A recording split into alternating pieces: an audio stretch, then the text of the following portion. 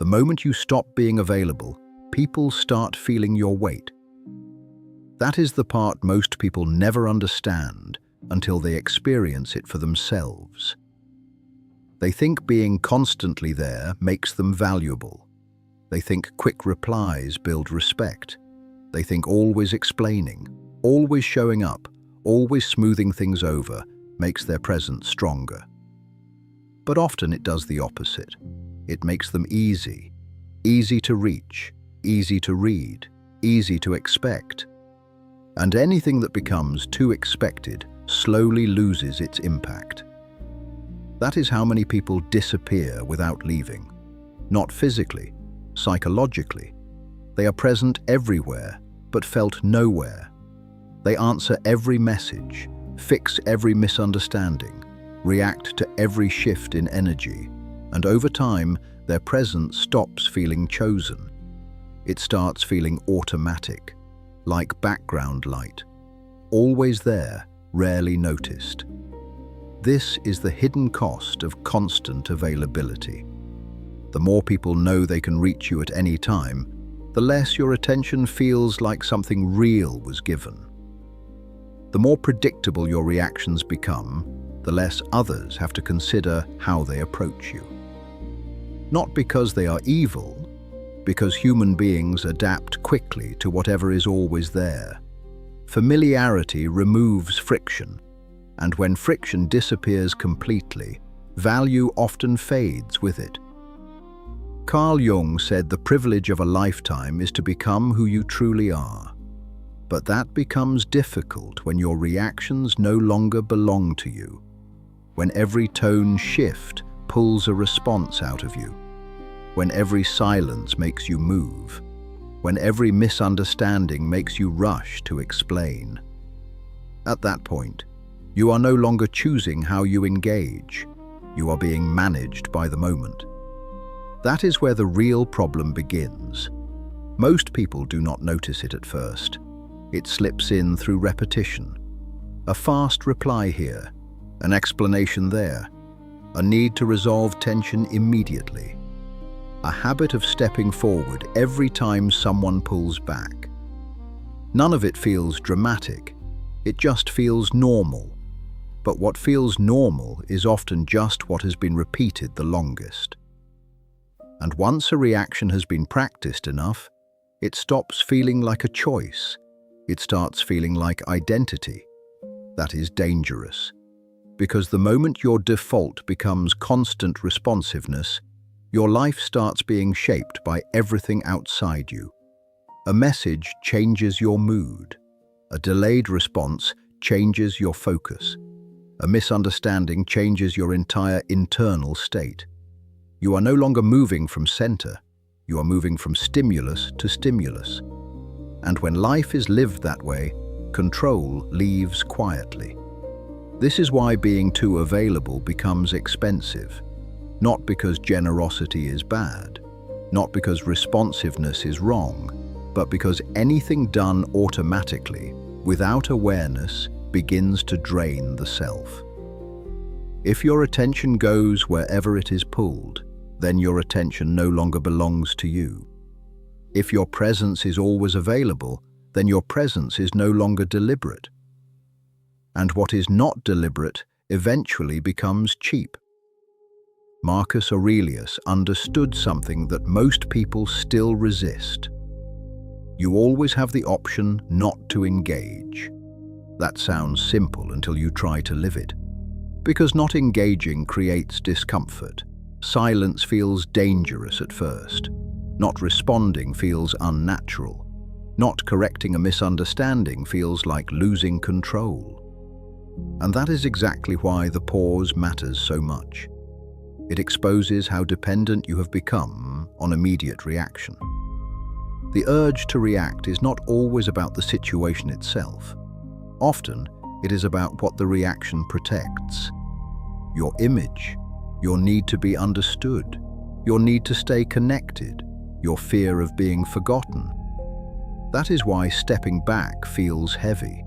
It does not just interrupt a pattern with others, it interrupts a pattern within yourself. But that interruption is where everything starts to change.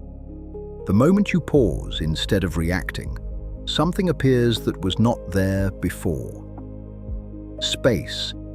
A small space between what happens and what you do. That space is power, because inside it, you are no longer running on habit. You are no longer repeating the same pattern automatically. You are choosing. At first, that choice feels awkward, even wrong.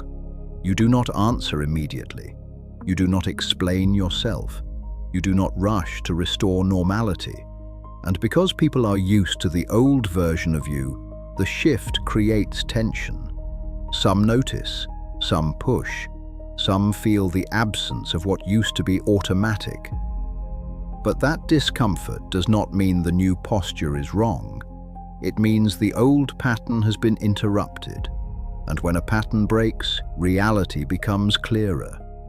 You start noticing who respected your time and who only expected it, who understood your silence and who panicked when they no longer had instant access, who valued your presence and who only valued your availability. These things were always there, but you could not see them clearly before because you were too busy maintaining the pattern yourself. That is why silence becomes so powerful. Not because silence is magical, but because silence reveals. It reveals people. It reveals dynamics. It reveals you. It shows you how much of your old behavior came from compulsion rather than intention. And once you see that clearly, the old way starts to feel harder to return to. This is where a deeper shift happens. Your energy stops being reactive and starts becoming directional. You no longer respond because something happened.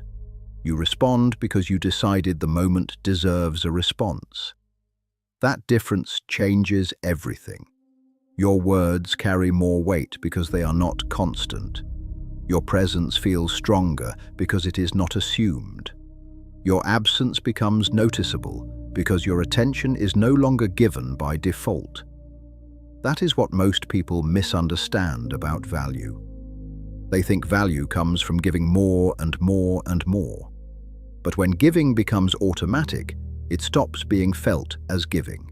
It becomes expectation, and expectation erases impact. The world does not always value what is most available. Very often, it values what is most intentional.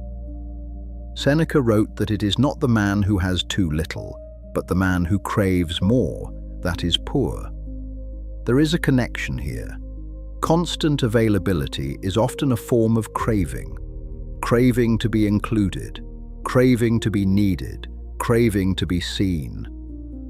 But once you stop needing every interaction to confirm your place, something steadier begins to form. You stop reaching outwards so quickly. You stop letting every moment define your state. You begin to hold yourself differently. And that is when everything changes.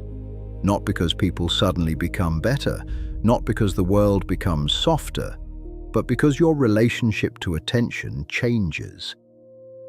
You stop trying to be everywhere. You stop reacting to everything. You stop explaining yourself into exhaustion. You stop managing every perception. You stop offering constant access. And in that absence, your presence becomes real again. This is not about becoming cold. It is not about punishing people with distance. It is about no longer giving yourself away without awareness. It is about reclaiming the space between stimulus and response.